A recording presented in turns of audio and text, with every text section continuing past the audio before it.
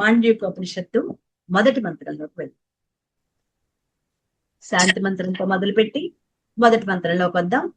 ఓం భద్రం కర్ణేభి శృణుయామ దేవా, భద్రం పశ్యే మాక్షభిర్యజత్రాః, స్థిరైరంగై స్తుష్టువాంసస్థనూభిః, వ్యసేమ దేవహితం యదాయుః, స్వస్తి న ఇంద్రో వృద్ధశ్రవాః, స్వస్తి న పూషా విశ్వవేదాః, స్వస్తి నస్తార్క్ష్యో అరిష్టనేమిః, స్వస్తి నో బృహస్పతిర్దధాతు. ఓం శాంతి శాంతి శాంతి. హరిః ఓం. ఓమిచ్చేతదక్షరమిదగం సర్వం తస్యోపవ్యాఖ్యానం భూతం భవద్భవిష్యదితి సర్వమోంకార ఏవ, యచ్ఛాన్యత్రికాలాతీతం తదప్యోంకార ఏవ. ఈ సమస్త జగత్తు ఓం అనే అక్షరమే. దాని యొక్క వ్యాఖ్యానం రాబోతుంది. భూత భవిష్యత్ వర్తమానాలలో ఏది ఉందో అదంతా ఓంకారమే. 3 కాలాలకి అన్యంగా ఏది కలదో అది కూడా ఓంకారమే. మొదటి 2 మంత్రాలు ఈ ఉపనిషత్తుకి పునాది. బాగా అర్థం చేసుకుని ఈ 2 మంత్రాలలోని పరమాత్మ గురించి పరిపూర్ణంగా తెలుసుకోవాలి. ఈ మొదటి 2 మంత్రాలు ఓంతో ప్రారంభమవుతోంది ఈ ఉపనిషత్తు. ఎందుకంటే ఉపనిషత్ అంతా ఓంకారం గురించే. దీన్ని ప్రారంభించే ముందు ఈ శాస్త్రం యొక్క, ఉపనిషత్తు యొక్క, ఈ మాండ్యూకోపనిషత్తు యొక్క అవసరం ఏమిటి అది మనం తెలుసుకోవాలి. మనం ఏ పని చేసినా దానివల్ల మనకి ప్రయోజనం ఏమిటి అని తప్పక ఆలోచిస్తూ ఉంటాం. అందుకే శంకరాచార్యులు ఈ మంత్రానికి భాష్యం రాస్తూ ఈ ప్రశ్న వేసి సమాధానం చెప్పారు. ఈ ఉపనిషత్తును శ్రవణం చేయటం వల్ల మనకు కలిగే ప్రయోజనం ఏమిటో తెలుసుకోవడానికి శంకర భాష్యంలో అద్భుతమైన సమాధానం ఉంది. బ్రహ్మ ప్రతిపాదనాయ వేదాంత శాస్త్రస్య ఆరంభ. బ్రహ్మాన్ని ప్రతిపాదించటానికి లేదా సత్యాన్ని నిర్ధారణ చేయటానికి ఉపనిషత్తు ప్రారంభించబడుతోంది అని. సత్య నిర్ధారణ కావాలి, సత్యం ప్రతిపాదించబడాలి. సత్యం అంటే బ్రహ్మమే. సత్యమన్నా బ్రహ్మమన్నా ఒక్కటే. కాబట్టి బ్రహ్మ నిర్ధారణ కావాలి. బ్రహ్మం అంటే ఏదో నిర్ధారణ కావాలి. లోకంలో అనేక విషయాలుంటాయి, అనేక నమ్మకాలు ఉంటాయి. నమ్మకం వేరు, సత్యం వేరు. రెండూ ఒకటి కాదు. నమ్మకం సత్యం ఎప్పటికీ కాదు. నమ్మకం వేరు, సత్యం వేరు. పరిపూర్ణ జ్ఞానం లేనప్పుడే నమ్మకం మీద ఆధారపడతాం. సగం సగం తెలిస్తేనే నమ్మకం మీద ఆధారపడతాం. పరిపూర్ణ జ్ఞానం ఉంటే నమ్మకం కాదు, అది పూర్ణంగా సత్యమే అవుతుంది. ఈ లోకంలోని మతాలన్నీ నమ్మకం మీదే ఆధారపడ్డాయి. జ్ఞానం పూర్తిగా లేనప్పుడు నమ్మకం మీదే ఆధారపడాలి, తప్పదు. కానీ ఉపనిషత్తు నమ్మకం కాదు, ఇది సత్యం, ఇది శాస్త్రం. మిగిలిన మతాలు నమ్మకం మీద ఆధారపడ్డాయి, కానీ ఉపనిషత్తులు ఇది సత్యం, ఇది శాస్త్రం. ఏమిటా సత్యం? ఏది అధిష్టానంగా ఉండటం వల్ల ఈ జగత్ ఇలా ఉండి కొనసాగుతోందో, ఈ జగత్తు లేకపోయినా ఏది సత్యంగా నిత్యంగా ఉంటుందో అదే సత్యం. అంటే సత్యానికి జగత్తుతో పని లేదు. ఈ సత్యాన్ని ప్రతిపాదించడానికే ఈ శాస్త్రం. ఈ సత్యమే బ్రహ్మం. సత్యం బ్రహ్మమే. ఆ బ్రహ్మాన్ని ప్రతిపాదించేదే శాస్త్రం. సృష్టించబడి పోషించబడి లయం అవుతుందో అదే బ్రహ్మం. ఎక్కడ సృష్టించబడి పోషించబడి లయమవుతుందో అదే బ్రహ్మం. అదే చీకట్లో తాడు పావుగా భ్రమగలుపుతోంది. అంటే అసలు అక్కడ ఉన్నది తాడే. తాడు ఉండటం వల్లే కదా పాము ఉంది అని మనం భ్రమపడ్డాం. పాము లేకపోయినా తాడు అది సత్యం కదా.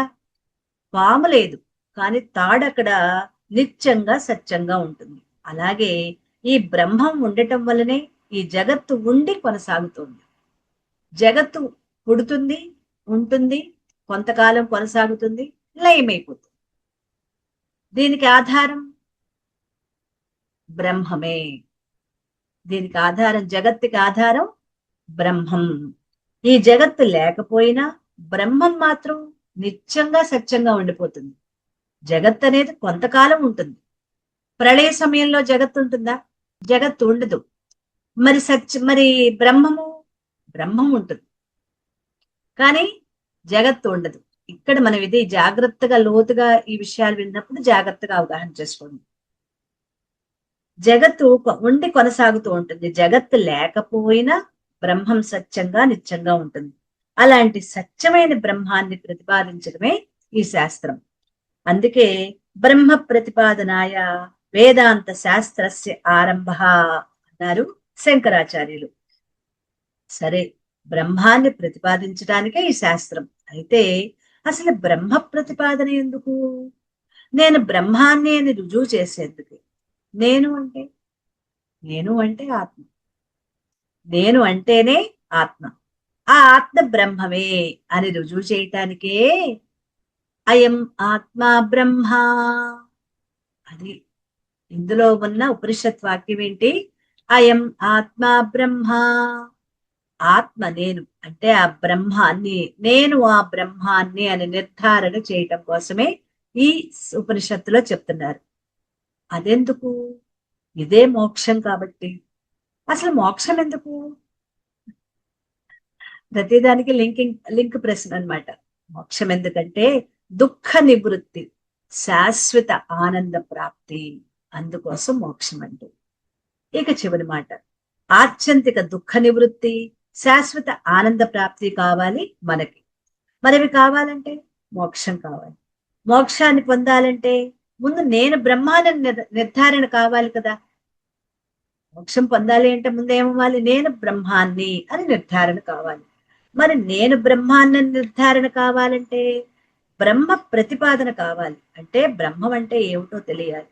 మరి బ్రహ్మం అంటే ఏమిటి? మళ్ళీ అక్కడికి వెళ్దాం. ప్రతిదీ ప్రశ్న పూర్వకంగానే. ఇందులో జవాబులు ఎలా ఉంటాయంటే ప్రశ్న ద్వారానే ఉత్పన్నమవుతుంది. సత్యం జ్ఞానమనంతం బ్రహ్మ.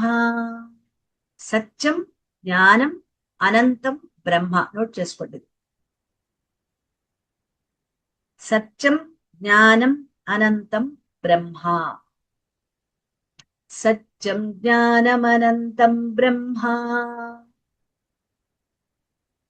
ఇది కూడా మహావాక్యం వంటిదే. దీన్ని నిరంతరం, ఇంతకుముందు మనం చెప్పుకున్నాం కదా, నేను పరమాత్మ అని అనుకుంటూ ఉండాలి అని. దీన్ని కూడా ఇప్పుడు మనం చెప్పుకున్న సత్యం జ్ఞానమనంతం బ్రహ్మ, మీకు వీలైనన్ని సార్లు దీన్ని ఒక పాటగా, అంతే, ఈ 4 పదాలని ఒక పాటగా మార్చుకోండి. నిరంతరం దాన్ని లోపల మననం చేయండి. అందుకే రాసుకోమని చెప్తుంది. సత్యం జ్ఞానమనంతం బ్రహ్మ. ఒక్కొక్క దాని గురించి వివరించుకుందాం. కానీ పరమాత్మ అని అనుకోవటం ఎంతో, సత్యం జ్ఞానమనంతం బ్రహ్మ ఇది అనుకోవటం కూడా ఒకటే. కాకపోతే ఇది కొద్దిగా లోతుగా ఉంది. ఈ లోతైన అర్థాన్ని ఇప్పుడు మనం వివరించుకుందాం. సత్యం, సత్యం అంటే 3 కాలాల్లోనే ఉండేది. కాలంలో పుట్టినవన్నీ కాలంలోనే అంతరించిపోతాయి. అసలు పుట్టుకే లేనిది సత్యం. ఏ పుట్టుక లేనిది, అసలు పుట్టడం ఉంటే కదా నశించిపోవటానికి. ఆ పుట్టుక లేనిదే సత్యం అంటే. జ్ఞానం అంటే త్రికాలాల్లో ఉండటమే కాదు, అందులో పూర్ణ జ్ఞానం ఉండాలి. త్రికాలాలలో ఉండటమే కాదు, భూత భవిష్యత్ వర్తమాన కాలాల్లో ఉండటమే కాదు, అందులో పరిపూర్ణమైన జ్ఞానం ఉండాలి. అది జ్ఞానం అంటే. ఎందుకంటే ఇంకా బోల్డ్ వివరణ వస్తుంది ముందుకి.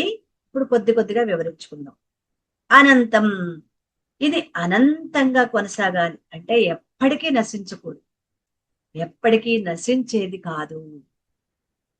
అంతేకాదు, బ్రహ్మం అంటే దేశానికి కాలానికి వస్తు పరిచ్ఛేదాలు లేవు. దేశ కాల వస్తు పరిచ్ఛేదాలు లేవు. అంటే ఒక దేశంలో ఉంటుంది, ఇంకొక దేశంలో ఉండదు అని, ఒక కాలంలో ఉంటే ఇంకొక కాలంలో ఉండదు అని, ఒక వస్తువులో ఉండి ఇంకొక వస్తువులో లేదు అని, అటువంటి పరిచ్ఛేదాలు ఈ బ్రహ్మానికి లేవు. దేశ కాల వస్తు పరిచ్ఛేదాలు లేవు అంటే అది. మనం దీన్ని వివరించుకుందాం. ఇంకొద్దిగా వివరించుకుంటే మనకి అర్థమవుతుంది. మనం ఈ ప్రదేశంలో ఉన్నామంటే మరొక చోట లేవని కదా. ఇంట్లో ఉన్నాం, షాప్ లో ఉంటాము, బట్టల షాప్ లో ఉంటాము. అసలే శ్రావణ మాసం శుక్రవారం నాడు బంగారం షాప్కి వెళ్ళాలి, బట్టలు కొనుక్కోవాలి, రకరకాల వస్తువులు కొనుక్కోవాలి. పోనీ అక్కడ ఉన్నామా? లేదు. ఏదో ఒక చోట మాత్రమే ఉంటాం. ఉంటే ఇంట్లో ఉంటాం, లేదా బయటకు వెళ్తే బయటకు వెళ్ళి ఇంకొక ఏదో ఒక ప్రదేశంలో ఉంటాం. ఒక్క చోటే ఉంటాం. కానీ బ్రహ్మం ఇక్కడ కాదు, అంతటా ఉంది. ఇక్కడ ఉంది, షాపులో ఉంది, ఆకాశంలో ఉంది, విశ్వం అంతటా కూడా వ్యాప్తి చెందింది బ్రహ్మం. అదే మనమైతే ఒక్క చోట మాత్రమే ఉంది. ఇప్పుడు అర్థమైందా? దేశ పరిచ్ఛేదం అంటే, దేశం అంటే ప్రదేశ పరిచ్ఛేదం అనమాట. దేశం అంటే దేశం, భారతదేశం, ఆఫ్రికా, అమెరికా ఇవి కాదు. దేశం అంటే ప్రదేశం. మనమైతే ఒక్క ప్రదేశంలోనే ఉంటాం. కానీ పరమాత్మ అంతటా వ్యాపించి ఉన్న, విశ్వమంతటా వ్యాపించి ఉంటుంది. అంటే దేశ పరిచ్ఛేదం బ్రహ్మానికి లేదు. మనం ఈ కాలంలో ఉన్నాం అంటే 2026లో ఉన్నాం. మరొకప్పుడు ఉండం. ఇప్పుడు 2070, 3000 సంవత్సరం వచ్చింది, అప్పుడు మనం ఉంటామా? ఉండం. ఎందుకంటే అంతకాలం మనం జీవిస్తే గొప్ప విషయమే, కానీ అప్పుడు ఉండం. ఇప్పుడు 2026లో ఉన్నాం. 3000 సంవత్సరంలో మనం ఉంటామా? ఉండం. ఈ దేహంతో అయితే ఉండం. నేను 1940లో లేను అంటే దేహం అప్పుడు లేదు, ఇప్పుడుంది. మళ్ళీ 2040 నాటికి ఉండకపోవచ్చు. అంతే కదా. 2040 అంటే ఇప్పుడు ఇంకా 14 సంవత్సరాలు కాదు. అప్పుడు ఉండొచ్చు, ఉండకపోవచ్చు. కానీ బ్రహ్మము అన్ని కాలాల్లో ఉంటుంది. అది కాల పరిచ్ఛేదం లేకపోవటము అంటే ఇదనమాట. అంటే మనకి ఒక టైంలో పుట్టాం, కొంతకాలం ఉంటాం, ఒక సమయానికి శరీరం వదిలేస్తాం. అది ఇక్కడ అర్థం చేసుకోవాల్సింది అదనమాట. ఒక సమయానికి ముందు లేం, ఫలానా టైం కంటే ముందు మనం లేం, ఇప్పుడున్నాం. మళ్ళీ ఫలానా టైం కంటే తర్వాత ఉండం. అంతే కదా. ఇంకా 100-150 సంవత్సరాల తర్వాత మనం ఉండం కదా. కాబట్టి ఈ మధ్య కాలంలో మాత్రమే మనం ఉంటాం. మరి బ్రహ్మము అంతకు ముందు, మనం పుట్టడానికి ముందు ఉంది, ఇప్పుడు ఉంది, మన తర్వాత కూడా ఉంటుంది, ఎప్పుడు ఉంటుంది, నశించిపోయేది కాదు. అంటే కాలానికి సంబంధం లేదు, కాల పరిచ్ఛేదం లేదు. బ్రహ్మానికి కాల పరిచ్ఛేదం లేదు, మనకే కాల పరిచ్ఛేదం ఉంది. ఇంతవరకు అర్థమైంది కదా. మూడో, మట్టి కుండలో ఉంది, పూజలో ఉంది, ఇంకా చిన్న చిన్న పాత్రల్లో ఉంది, మట్టి పాత్రల్లో. అదే నువ్వు వేసుకునే బంగారు గొలుసులో మట్టి ఉందా? వేసుకున్నాను కదండి, మట్టి పట్టేసింది అందుకే శుభ్రం చేస్తున్నాను అంటావేమో. ఆ మట్టి కాదు. మట్టి అంటే మనం కుండలు, మూకుళ్ళు తయారు చేసే మట్టి ఉంగరాల్లో ఉందా, గొలుసుల్లో ఉందా, గాజుల్లో ఉందా? లేదు. అంటే ఒక దాంట్లో ఉంటే ఇంకొక దాంట్లో ఉండదు. మట్టితో తయారు చేసే వస్తువుల్లో మట్టి ఉంటుంది, బంగారంతో తయారు చేసే వస్తువుల్లో బంగారమే ఉంటుంది. కాబట్టి వస్తు పరిచ్ఛేదం కొన్ని వస్తువుల్లో మాత్రమే ఉంటుంది, కానీ అన్ని వస్తువుల్లో ఉండదు. అది వస్తు పరిచ్ఛేదం బ్రహ్మానికి లేదు. కొండల్లో బ్రహ్మం ఉంది, బంగారంలో కూడా బ్రహ్మం ఉంది, నాలో బ్రహ్మం ఉంది. నేను దేహంలో ఉన్నంత వరకు బ్రహ్మం ఉంటుంది. నేను దేహాన్ని వదిలి వెళ్ళిపోయిన తర్వాత, మరణం తర్వాత కూడా బ్రహ్మం ఉంటుంది. ఇది జాగ్రత్తగా అర్థం చేసుకోండి. నేను జీవించి ఉండగా ఈ దేహంలో ఉన్నంత వరకు ఉంది బ్రహ్మం. నక్షక పర్యంతం లోపలే ఉందా, బయట లేదా? లోపల బయట కూడా అంతటా ఉంది. తల నుంచి పాదాల వరకు లోపల బయట అంతటా ఉంది. ఈ దేహం నశించిపోయింది, కానీ బ్రహ్మం మాత్రం ఉండిపోయింది. అదే ఆత్మ చైతన్యం. అప్పుడు కూడా బ్రహ్మం ఉండిపోయింది. అందుకని వస్తు పరిచ్ఛేదం బ్రహ్మానికి లేదు. ఇప్పుడు ప్రదేశ పరిచ్ఛేదము లేదు, కాల పరిచ్ఛేదము లేదు, వస్తు పరిచ్ఛేదము లేదు. ఒక వస్తువులో ఉన్నది అందులోనే ఉంటుంది తప్ప ఇంకొక వస్తువులో ఉండదు కదా. ఇప్పుడు వెండి గిన్నెలో బంగారం ఉందా? వెండి గిన్నెలో బంగారం లేదు, బంగారపు గొలుసులో వెండి లేదు. కోర్స్ ఇప్పుడు వెండి మీద బంగారపు కోటింగ్ కొడుతున్నారు కాబట్టి ఇప్పుడు మనం ఏం చెప్పలేకపోతున్నాం అనుకోండి. ఇవన్నీ కూడా ఒకప్పుడువి కాబట్టి అప్పట్లో వెండి అంటే వెండితోనే తయారు చేసేవారు, బంగారం అంటే బంగారం. బంగారంలో ప్లాస్టిక్ లేదు, పోనీ ఇప్పుడు ప్లాస్టిక్ తీసుకొస్తున్నాం కాబట్టి. బంగారంలో ప్లాస్టిక్ ఉందా? డౌటే. ఇప్పుడు దేంతో ఏం కలిపేసి చేస్తున్నారో మనకి తెలియదు కాబట్టి ఇప్పుడు మనం డౌట్ పడాలేమో గాని, ఒక వస్తువుతో తయారైంది, ఒక పదార్థంతో తయారైంది, కొన్ని వస్తువుల్లో అదే పదార్థం ఉంది అంతే తప్ప ఈ ముడి పదార్థం అన్నిటిల్లో ఉండకపోవచ్చు కదా. మట్టి మనం తినే కంచంలో ఉండదు, మనం స్టీల్ కంచాల్లో భోజనం చేస్తాం, అందులో మట్టి ఉంటుందా? ఉండదు. మూకుళ్ళలో మట్టి ఉన్నట్టుగా, కొండలో మట్టి ఉన్నట్లుగా ఉంటుందా? అలా అర్థం చేసుకుందాం. అలా వస్తు పరిచ్ఛేదం అనేది దేంట్లోది దాంట్లోనే ఉంటుంది తప్పితే ఇంకొక దాంట్లో ఉండదు. అదే పరమాత్మ అయితే మట్టిలో ఉంది, బంగారంలో ఉంది, కొండలలో ఉంది, అన్ని వస్తువులలో, లోపల బయట అంతటా ఉన్నది, అన్ని వస్తువుల్లో ఉన్నది బ్రహ్మమే, నశించేది కాదు. ఈ వస్తు పరిచ్ఛేదం లేదు. అలాగే దేశకాల వస్తు పరిచ్ఛేదం లేనిది బ్రహ్మము ఒక్కటే. ఇది నశించేది కాదు, శాశ్వతమైనది, అనంతమైనది. ఇది బ్రహ్మం యొక్క మరొక లక్షణం. ఇప్పుడు బ్రహ్మం అంటే ఎవరు అని క్వశ్చన్ వేసుకున్నాం కదా. ఆ బ్రహ్మానికి లక్షణాలు చెప్తున్నారనమాట. సజాతీయ విజాతీయ స్వగత భేదాలు లేనిది. ఇక్కడ జాగ్రత్తగా అర్థం చేసుకోండి. స్వజాతీయ అంటే మానవులు. మానవులు స్వజాతీయులలో కూడా ఒకళ్ళు ఉన్నట్లు ఒకళ్ళు ఉండరు. కేవలం కవల పిల్లలు కూడా ముఖ కవళికలేవో చిన్న పెసరు కలుస్తాయే తప్ప ఒకళ్ళ పోలిక ఇంకొకళ్ళకి పూర్తిగా ఉండదు. అలాగే ఒకళ్ళ చేతి వేళ్ల ముద్రలు ఇంకొకళ్ళకి ఉండవు, ఒకళ్ళ ఆహారపు విధానం ఇంకొకటి ఉండదు, ఒకళ్ళ స్వభావం మరొకళ్ళకు ఉండదు. స్వజాతీయ అంటే మానవులలోనే ఆడవాళ్ళు ఆడవాళ్లలో, మగవాళ్ళు మగవాళ్లలో అది కూడా ఉండదు. ఆడవాళ్ళు మగవాళ్ళు అలా, పిల్లలు పెద్దలు పెద్దలు, వాటిలో ఆ భేదము అది స్వజాతీయ భేదం. విజాతీయ భేదం అంటే మనిషికి పక్షికి, మనిషికి జంతువుకి, పక్షికి జంతువుకి విజాతి.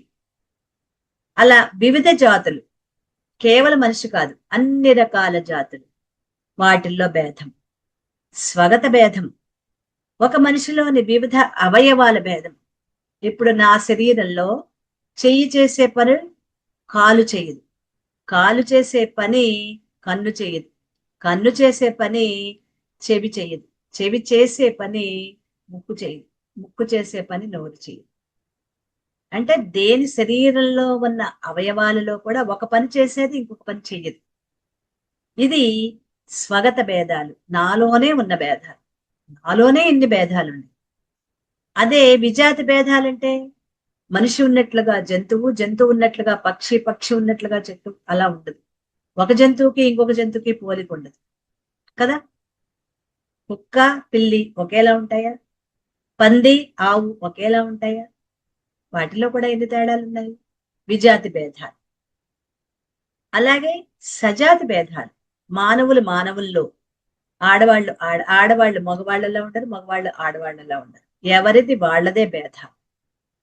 బాలురు పెద్దవాళ్ళకి, పిల్లలకి ఎవరి భేదాలు ఎవరికి వాళ్లే భేదాలు ఉన్నాయి. అన్ని ఒకలా ఉంటారా అందరూ? పాఠశాలకు వచ్చినప్పుడు 1వ తరగతి పిల్లలు 5 సంవత్సరాలు పూర్తయిన తర్వాత బళ్ళ వేస్తారు. వాళ్ళని చూసి అక్కడ మనకు అర్థమవుతుంది ఈ సజాతి భేదాలు అంటే ఏంటో. ఒకేలా ఉండరు, ఒకేలా నేర్చుకోరు, వాళ్ళు ఒకేలా మాట్లాడరు.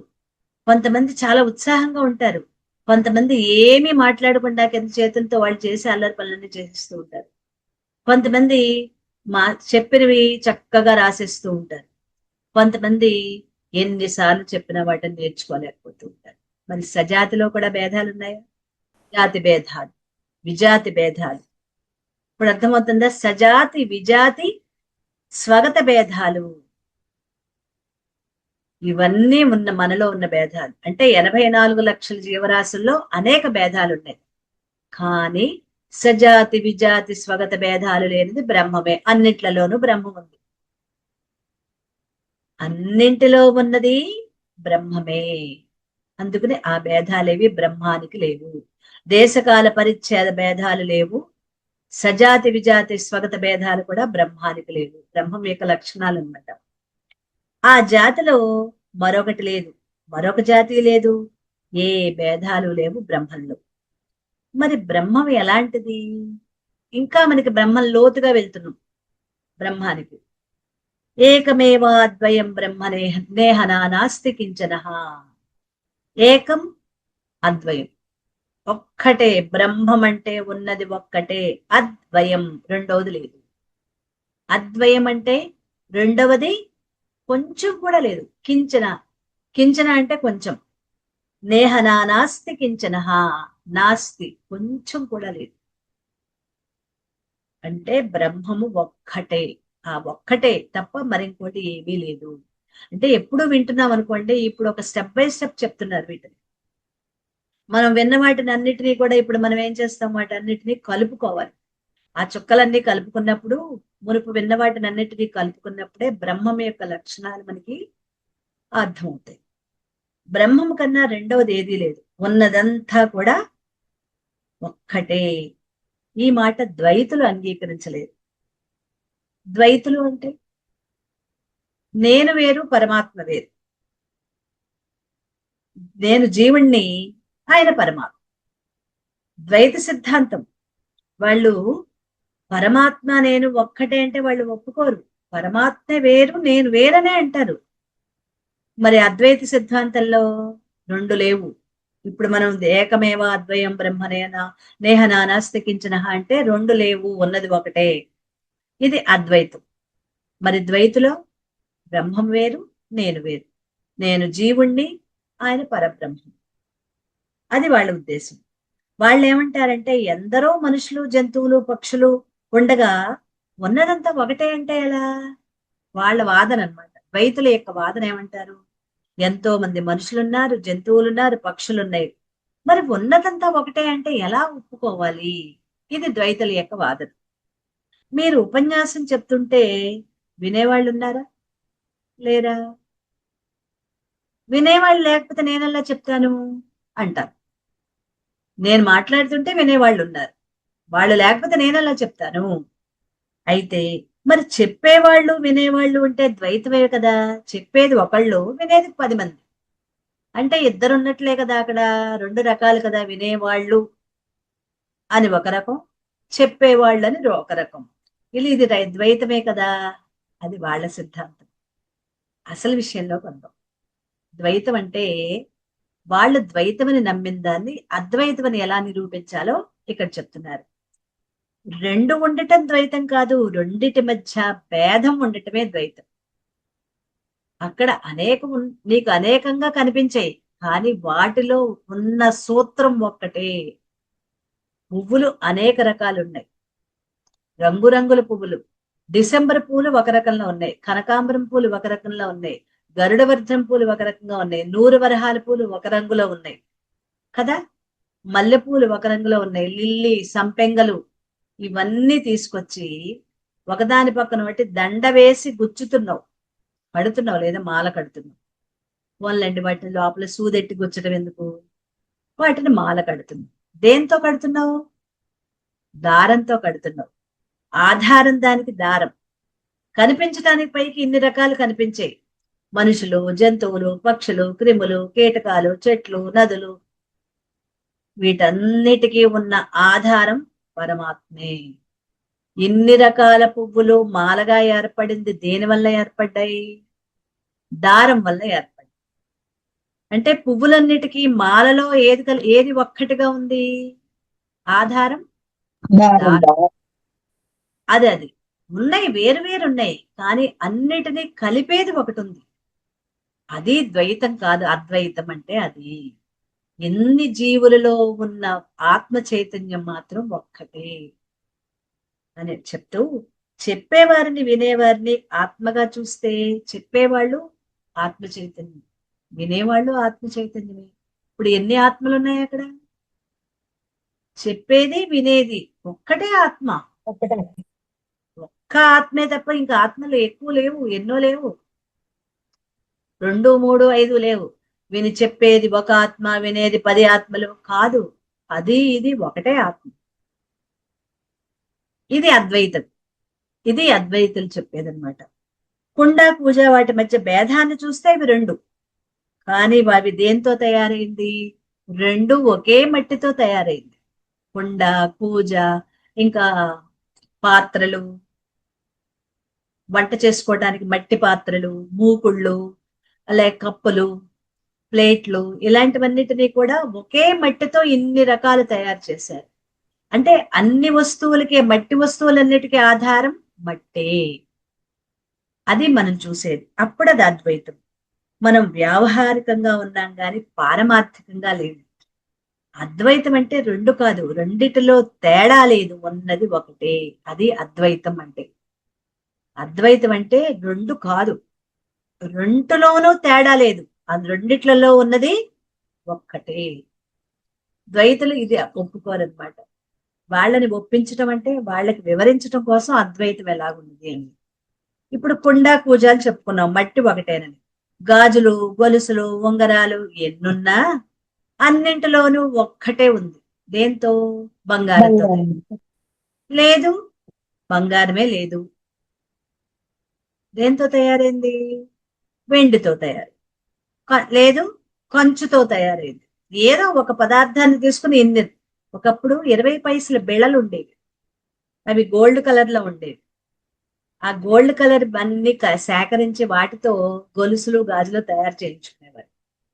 మరి వాటిలో ఏముందో తెలియదు కానీ పంచలోహాలను ఏవో ఉండేవి. ఆ పంచలోహాలు ఏవో కొన్ని లోహాలు కలిసి ఆ గోల్డ్ కలర్ లో 20 పైసల బిళ్ళలు వచ్చేవి. ఆ 20 పైసల బిళ్ళలు సేకరించి గొలుసులు, కాళ్ళకి పట్టీలు అలాంటివి తయారు చేయించుకునేవారు.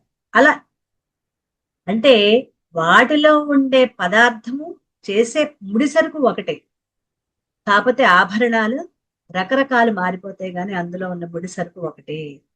రాత్రి కలలో ఎంతో మంది ఉన్నారు, ఎన్నో వస్తువులు కనిపించాయి.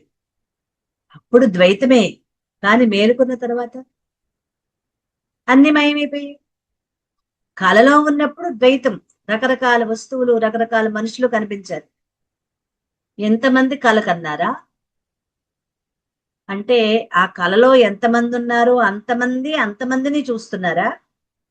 కలలో వాళ్ళు కూడా కలకని పడుకుని అంతమంది వాళ్ళు చూస్తున్నారా? లేదు. నాకు వచ్చిన కళ మీకు రాదు, మీకు వచ్చిన కళ ఇంకొకరికి రాదు. ఎవరిది వాళ్ళది. మేలుకునేటప్పటికి అవన్నీ కలిసిపోయి. ఎందుకంటే మనసు యొక్క విన్యాసమే కళలు అని చెప్పాం. మనసు ఇంతకుముందు అనేకం చూసి వాటిని అవి ఒక కూర్చుకుంటుంది, ఒక డైరెక్ట్ చేసుకుని అది కళలా వస్తుంది, మార్చుకుంటుంది. కానీ మెలకు వచ్చేటప్పటికి ఆ మనస్సు కూడా జారిపోతుంది. ఇప్పుడు మనస్సు మెలకు వచ్చింది, ఆ కళ ఏమైంది? కళలో కనిపించిన వస్తువులు ఏమయ్యాయి? కళలో కనిపించిన మనుషులు ఏమయ్యారు? అన్ని అదృశ్యమైపోయి. మేలుకుంటే అన్ని ఒకటి. మనస్సు అదే, అదే మనస్సు. మనస్సే అద్వైతం. ఇక్కడ మనస్సే అద్వైతం. కాబట్టి బ్రహ్మ అద్వయం, ఏకం అద్వితీయం అద్వయం. రెండవది ఏదీ లేదు. దేహనా నాస్తి కించన, కొంచెం కూడా రెండవది లేదు. ఈ ఉపమానం అర్థమైందండి? రెండవది ఏదీ లేదు, ఉన్నది ఒక్కటే. చాలా లోతైన అర్థాలు, వీటిని వివరించుకుంటున్నాము.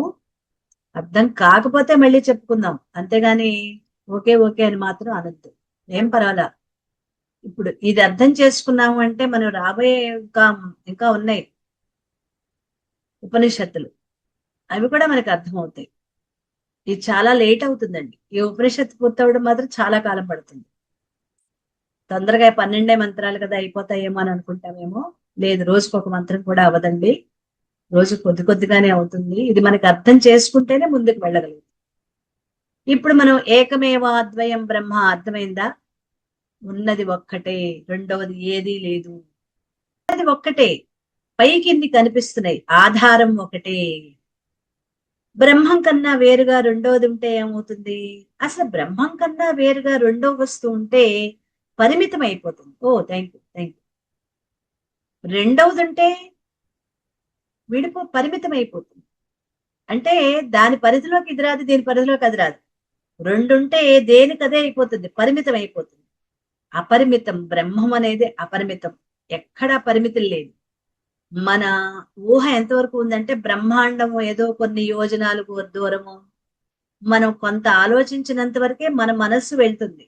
మరి ఆ పై ఉన్నది అది కూడా బ్రహ్మమే. నీ మనస్సు వెళ్ళని చోటకి, నువ్వు ఊహించలేని ప్రదేశాలకి, నీకు తెలియదు, నువ్వు ఆలోచించలేని చోట కూడా ఉన్నది కూడా బ్రహ్మమే. అంత అపరిమితమైనది బ్రహ్మం. బ్రహ్మం రెండుంటే పరిమితం అయిపోతుంది, అంతే కదా. ఒక ఆస్తుంది, ఉదాహరణకి ఒక బిడ్డే ఉన్నాడు, మొత్తం ఆస్తంతా ఆ బిడ్డకే అనుకుందాం. ఇద్దరు బిడ్డలు ఉన్నారు, ఆస్తిని రెండు భాగాలు చేసి ఒకళ్ళకి సగం ఒకళ్ళకి సగం ఇస్తారు. అక్కడ పరిమితం అవలా? అలా చిన్న ఉదాహరణ ఇది, చాలా సింపుల్ ఉదాహరణ. బ్రహ్మము ఒక్కటే, నువ్వు ఊహించినా ఊహించకపోయిన చోట్లకు కూడా ఉన్నదంతా బ్రహ్మమే తప్ప మరి ఇంకేమీ లేదు. అలా రెండు లేవు, పరిమితం అవుతాయి. కాబట్టి అది కూడా పరిమితమైనవన్నీ నశించిపోతాయి. ఎప్పుడైనా సరే పరిమితి ఉంది అంటే నశించిపోతుంది. మరి అలా నశించిపోయేది బ్రహ్మం అవుతుందా? కాదు. కాబట్టి బ్రహ్మం ఏకం, అద్వయం. దీనికి ఎన్ని ఉదాహరణలు చెప్తున్నారంటే మనకి అవగాహన కోసం. బ్రహ్మం ఉన్నది, బ్రహ్మం కన్నా వేరుగా నేనున్నాను, ఇది మన భావన. బ్రహ్మం ఉన్నది ఓకే, బ్రహ్మం కంటే వేరుగా నేనున్నాను. ఏంటి? ఈ దేహంతో ఉన్నాను. మరి అలా వేరుగా ఉన్నాను అంటే నేను పరిమితం కదా. బ్రహ్మం కంటే వేరుగా నేనున్నానని రెండు విడదీసేపటికి ఇప్పుడు దేహం ఏమైంది? నశించిపోతుంది. దేహం అయితే నశించిపోతుంది, ఎందుకంటే దేహం బ్రహ్మం కంటే వేరుగా ఉన్నాను. ఆ వేరుగా ఏదైతే ఉందో అది పరిమితం, పరిమితం కాబట్టి నశించిపోతుంది. మరి నేను బ్రహ్మాన్ని అయితే ఆ బ్రహ్మం అయితే నశించిపోదు. బ్రహ్మము కంటే వేరుగా ఉన్న ఈ దేహం నేను అంటే అది నశించిపోతుంది. అప్పుడు బ్రహ్మం పరిమితమై అది కూడా అంతరించిపోతుంది. కాబట్టి బ్రహ్మము కంటే వేరుగా ఏది లేదు. పరిమితం కాదు బ్రహ్మం, అపరిమితం. నేను పరిమితం. ఈ నేను అంటే మళ్ళీ ఆత్మ చైతన్యం కాదు, ఈ దేహం పరిమితం. కొంతకాలం ఒకప్పుడు వచ్చింది, కొంతకాలం ఉంటుంది, తర్వాత పోతుంది. పరిమితమయ్యేది అన్ని నశించిపోయేది. మరి ఆత్మ చైతన్యమైన నేను, నాకు నశింపు లేదు. నేను ఉన్నది ఒక్కటే. బ్రహ్మం అంతరిస్తుంది అంటే అంగీకరించే వీలు లేదు. అలాంటి బ్రహ్మాన్ని చేరుకోవాల్సిన అగత్యము లేదు. కానీ బ్రహ్మం అక్షరం. క్షరం అంటే నశించేది, అక్షరం అంటే నశించేది కాదు. ద్వైతులు అంగీకరించినా అంగీకరించకపోయినా, వాళ్ళు ఒప్పుకున్నా ఒప్పుకోకపోయినా రెండున్నాయి అని మేము ఒప్పుకోము అన్నా కూడా ఇది అక్షరం, నశించేది కాదు. ఇదే సత్యం. అన్ని బ్రహ్మంలోనే ఉన్నాయి, బ్రహ్మంలోనే ఉంటాయి. నీవు, నేను, జంతువులు అన్ని బ్రహ్మమే. బ్రహ్మం కన్నా వేరుగా ఏది లేదు, ఉండదు. ఆ బ్రహ్మం నేనే అని గ్రహిస్తే అదే మోక్షం. అదే మనకు కావలసింది. బ్రహ్మానికి సంబంధించిన ఈ జ్ఞానమే బ్రహ్మజ్ఞానం. ఈ జ్ఞానాన్ని తెలుసుకోవటానికే ఉపనిషత్తు. ఎందుకు ఈ జ్ఞానం తెలుసుకోవటం? మోక్షం కోసం, అంటే జన్మరాహిత్యం కోసం, శాశ్వతమైన ఆనందం కోసం. ఇక్కడ మనం చెప్పుకునే మోక్షం, బ్రహ్మం, కైవల్యం అన్నీ ఒకటే. పదాలు వేరేమో కానీ ఉన్నది ఒక్కటే. సరే, బ్రహ్మాన్ని గురించి తెలుసుకున్నాం. మరి దీంతో మోక్షం ప్రాప్తిస్తుందా? తెలుసుకుంటే ప్రాప్తించదు, తెలుసుకున్నంత మాత్రాన్ని ప్రాప్తించదు. నేను నీ కేవలం తెలుసుకున్నందువల్ల ఉపయోగం లేదు, అది సాధనాపూర్వకంగా అనుభూతిలో ఉండాలి. అదే చెప్తున్నారు. మోక్షం అనేది ఎలా ప్రాప్తిస్తుంది? నేను ఆత్మని, నేను బ్రహ్మాన్ని అనే అనుభూతి కలగాలి. అనుభూతి ఎలా కలుగుతుందండి? కబుక్కని ఇంతమందిలో ఉన్నారు, ఇంతమందిలోని ఎం వెంకటలక్ష్మి గారు అనగానే మిగిలిన వాళ్ళు పలకరు. మేడం ఏంటండి అంటారు ఎం వెంకటలక్ష్మి గారు. మీకు మీ పేరుతో అనుభూతి ఉంది. ఉదాహరణకు అనమాట. అలాగే ఇక్కడ ఎవరో ఒకళ్ళు మేడం అని పిలుస్తారు, మిగిలిన వాళ్ళు ఎవరు మాట్లాడరు. ఏంటి ఏంటి చెప్పండి అని నేను అంటాను. అంటే ఇక్కడ ఉన్న వాళ్ళలో ఆ మేడం నేనే అని నా ఉద్దేశం. అలా మనం దీంతో అనుభూతి ఉంది. అలాంటి అనుభూతి బ్రహ్మంగా మనలో రావాలి, పరమాత్మగా మనకి రావాలి. వస్తుందంటారా? మరి మనం పుట్టినప్పుడు మనకి పేరు లేదు. ఎంత పిల్లలుగా పుట్టామండి, ఎంత పుట్టాం కదా. పుట్టినప్పుడు 11వ రోజు లేకపోతే 3 నెలలకు 5 నెలలకు మనకి బారసాలు చేసి చక్కగా ఉయ్యాల్లో వేసి మనకు ఒక పేరు పెట్టారు. అప్పటి నుంచి వాళ్ళందరూ కూడా పేరుతో పిలుస్తున్నారు. అది మనకి అలవాటైపోయింది. ఎవరైనా ఆ పేరుతో పిలవగానే అమ్మ పిలుస్తుంది, సీత అని పిలుస్తుంది. ఇంత పిల్ల చంటి పిల్లప్పుడు అటు ఇటు దిక్కులు చూస్తూ ఆ సీత అనగానే అమ్మకేసిలా చూస్తాం. అంటే మన పేరుతో మనకి పిలిచింది. అంటే ఆ పేరుని మనం ఏం చేశాము, నేనే ఆ పేరు అనేది అప్పటి నుంచి మనం దానితో అనుభూతిని మొదలుపెట్టాం. అలాగే మరి అప్పటి నుంచి మనం అనుభూతిలో నా పేరుని అనుభవంలోకి వచ్చి తెచ్చుకున్నాం కదా. మరి నేను పరమాత్మని అనే అనుభూతి మనకి రాదా? వస్తుంది. అందుకే రావాలి అంటే ఏం చేయాలి? ఇప్పుడు మనకి అర్థమైపోయింది. నా పేరుతో నాకు అనుభవం ఉంది, అమ్మ అనే దాంతో అనుభవం ఉంది, అక్క అని పిలిస్తే అనుభవం ఉంది, టీచర్ అని పిలవగానే అంటే మనం ఏ వేటికి అటాచ్ అయిపోయి ఉన్నామో ఆ పేర్లన్నీ నావే అన్నది అర్థమైపోయింది. మరి అలాగే నేను ఆత్మని, నేను ఈ దేహం కాదు, నేను పరమాత్మని అని ఎక్కువ సార్లు ప్రాక్టీస్ చేయమని చెప్తున్నారు. ఆ అనుభూతి రావాలి అంటే మనం ఏం చేయాలి? తెచ్చుకునేదాకా రాదు, విసుగొస్తుంది. ఎన్నాళ్ళు చేయాలి? అనుభూతి వచ్చేంత వరకే చేయాలి. ఆ తర్వాత నువ్వు చేయక్కర్లే, అనుభూతిలో వెళ్ళిపోతూ ఉంటావు. అప్పుడు నువ్వు సీతమని మర్చిపోతావు, అక్కని మర్చిపోవు. ఉంటాయి అవి పక్కన ఉంటాయి.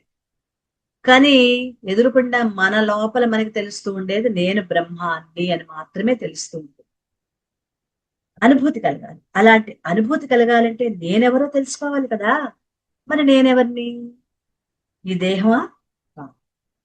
నేను ఆత్మని, నేను సర్వత్రా ఉన్న ఆత్మని. ఈ జ్ఞానం కలిగితేనే మోక్షం. ఈ జ్ఞానం లేకుండా మోక్షం కలిగే ఉపాయం ఏమైనా ఉందా అండి? కష్టంగానే.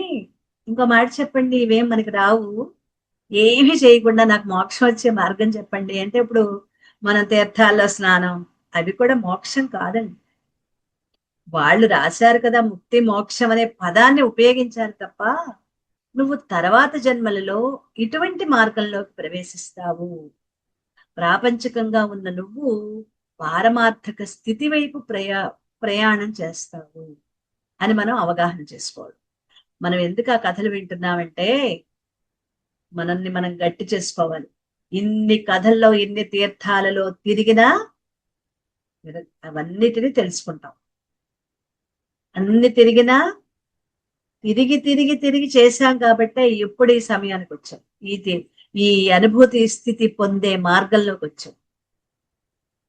జాగ్రత్తగా అర్థం చేసుకుందాం. మనం కూడా అనేక జన్మల్లో ఆ తీర్థాలన్నిట్లలో స్నానం చేసాం, అక్కడికి వెళ్ళాం, డక్కా ముక్కలు తిన్నాం, తప్పు చేసాం, ప్రాయశ్చిత్తం చేసుకున్నాం. అనేక మంది మహర్షులు, ఎందుకంటే ఈ దేహం పురాతనమైనది, ఇవాళది కాదు, సదా నూతనం, ఎప్పటిదో. అంటే ఎన్ని యుగాల నాటితో ఈ ఆత్మ చైతన్యం తెచ్చుకున్నది. మరి అప్పటి నుంచి దేహాలు తెచ్చుకుంటూనే ఉన్నాం, అనుభవాలు పొందుతూనే ఉన్నాం, తప్పులు చేస్తూనే ఉన్నాం, సరిదిద్దుకుంటూనే ఉన్నాం, ప్రాయశ్చిత్తం చేసుకుంటూనే ఉన్నాం. ఆ పురాణ గాథలు ఎవరివో కాదండి, అవన్నీ మనవే.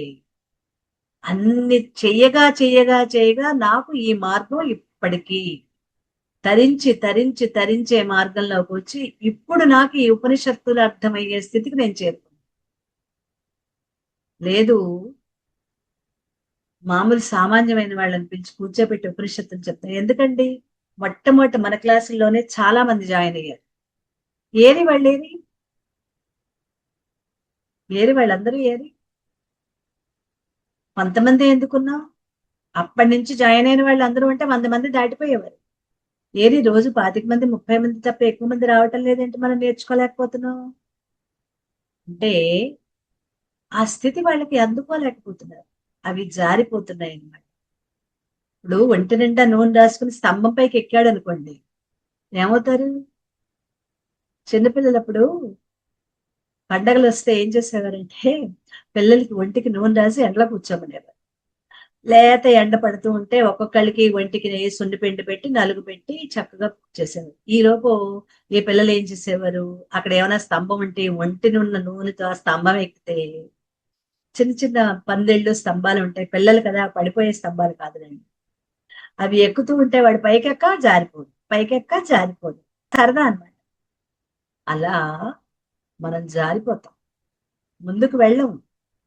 ఎందుకు వెళ్ళలేమంటే దీన్ని అవగాహన చేసుకోవడానికి తగినంత శక్తి మనలో ఇంకా ఏర్పడదు. మరి ఏర్పడలేదు అంటే అది ఆ శ్రద్ధ మనలో కలిగితేనే గాని రాలేదు. అందుకు ఈ పురాణాలలోని కథలని విని విని విని విని నేను ఆ స్థితులన్నిటినీ దాటుకుని ఈ స్థితికి వచ్చానని మనకి మనం కన్క్లూజన్ తెచ్చుకుంటాను. ఓకే అండి. సర్వత్రా ఉన్న నేనే ఆ జ్ఞానం కలిగితే మోక్షమే. ఈ జ్ఞానం లేకుండా మోక్షం కలిగే ఉపాయం ఏది లేదు. మరి ఈ జ్ఞానం ఎలా పొందాలి? ఉపనిషత్తును చదివితే కలుగుతుందా? మహా ఎలా? గురుబోధ. గురువులు బోధిస్తేనే. గురుబోధ ద్వారా శ్రవణం చేయాలి, శ్రవణం అవగతం చేసుకోవాలి, అర్థం చేసుకోవాలి. శ్రవణం అవగతం కావాలంటే బుద్ధి శుద్ధం కావాలి, బుద్ధి శుద్ధం కావాలంటే సాధన చెయ్యాలి. జపం, ధ్యానం, ప్రాణాయామం, దానికి ముందు పూజలు, తీర్థయాత్రలు. అవన్నీ ఎప్పుడైపోయాయి మనకి? తీర్థయాత్రలన్నీ ముందు జన్మల్లో అయిపోయాయి. ఇప్పుడు తీర్థయాత్రలు చేయకపోయినా కూడా ప్రాబ్లం అయితే ఏమి లేదు. నేనైతే ఏమి చేయలేదండి తీర్థయాత్రలు, నాకు గత జన్మల్లో అన్ని అయిపోయాయి. ఎందుకంటే ఇక్కడికి వచ్చాక కానీ నాకు అర్థం కాలేదు. మరి ఇప్పుడు మొదలు పెట్టానంటే నాకు తీర్థయాత్రలు ఇప్పుడే నేను ఎక్కడికి వెళ్ళలేను. అయ్యో నేను ఇప్పుడు వెళ్ళలేను అనుకోవడానికి ఆల్రెడీ అన్ని జన్మల్లో చేసిన సాధన ఉంది కదా, ఆ జ్ఞానం మనలో ఉంది కదా, అది సరిపోతుంది. ఇవన్నీ ఈ సాధనలన్నీ బుద్ధి శుద్ధం కావడానికే కానీ మోక్ష ప్రాప్తి కాదు. ఇవన్నీ బుద్ధిని శుద్ధం చేయడానికి పనికొస్తాయి. బుద్ధి శుద్ధంగా ఉందంటే చెప్పినది అర్థమవుతుంది, మనం ఏది వింటున్నామో అది మనకి అర్థమవుతుంది. ఈ సాధనలతో ఎన్నటికీ మోక్షం కలగదు కాదు. జపం చేస్తున్నానండి నాకు మోక్షం వస్తుందా? రాదు.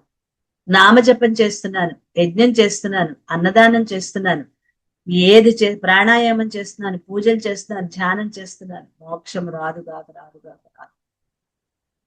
ఇవన్నీ సాధనలు, ఆ మార్గంలోకి వెళ్ళే ఇవన్నీ ఒకదాని వెనకాల వాటిని శుభ్రం చేసుకుంటూ ముందుకు వెళ్ళే మార్గమే తప్ప మోక్షం అయితే కాదు. ఇప్పుడు ఎక్కడ చూసినా మహాజ్ఞానులు, కలికాలపు జ్ఞానులు పుట్టుకొస్తున్నారు. ధ్యానం వలనే మోక్షం, జపం చేయండి మోక్షం, ప్రాణాయామం చేస్తే చాలు మోక్షం దానంతటదే వస్తుంది, 14 రోజుల్లో, 11 రోజుల్లో, 7 రోజుల్లో, 3 రోజుల్లో మోక్షం వస్తుంది అని కొట్టే వాళ్ళు ఉన్నారు. ఎంతకీ వాళ్ళకి మోక్షం అంటే ఏంటో తెలుసా? వాళ్ళకి కూడా తెలియదు. పాపం మోక్షం అంటే తెలియని వాళ్ళకి ఎలా వస్తుందో తెలిసే అవకాశం ఎక్కడుంది? వాళ్ళకి తెలియకపోయినా ఇతరులకు తెలియజేసే నైపుణ్యం ఉంది, మాయ చేసే తెలివి ఉంది. ఒక్కసారి ఆలోచించండి. జపం, ధ్యానం, పూజాదులేంటి? ధ్యానం అనేది మానసిక కర్మ, జపం అనేది వాచక కర్మ, పూజాదులు శారీరక కర్మ. ఈ పూజ అనేవి శరీరంతో చేస్తాం, ఇది శారీరక కర్మ. మంత్రాలు చదివేది నోటి శబ్దంతో, వాచిక కర్మ. ధ్యానం అనేది మానసిక కర్మ. 3 కర్మలు, 3 కర్మలే. ఇవి మోక్షాన్ని ఇస్తాయా? ఇప్పుడు మార్గంలోకి మాత్రమే. కర్మల వల్ల మోక్షం రాదు. ఈ విషయం ముండకోపనిషత్తులో చెప్తోంది. బ్రహ్మసూత్రాలు, ముండకోపనిషత్తు, భగవద్గీత కూడా ఇదే విషయం చెప్తోంది. ఇది తెలియకపోతే నీ కర్మ బాగా లేకపోతే ఇలాంటి వాళ్లే తటస్థపడతారు, వాళ్ళనే నమ్ముతాం. ఇక పై సాధనలు మోక్షం కోసం కాదు, బుద్ధి శుద్ధం చేసుకోవటం కోసం. ఆ బుద్ధి శుద్ధమైనప్పుడే బ్రహ్మ జ్ఞానాన్ని పొందగలం. మిగిలింది మనం రేపు చెప్పుకుందాం.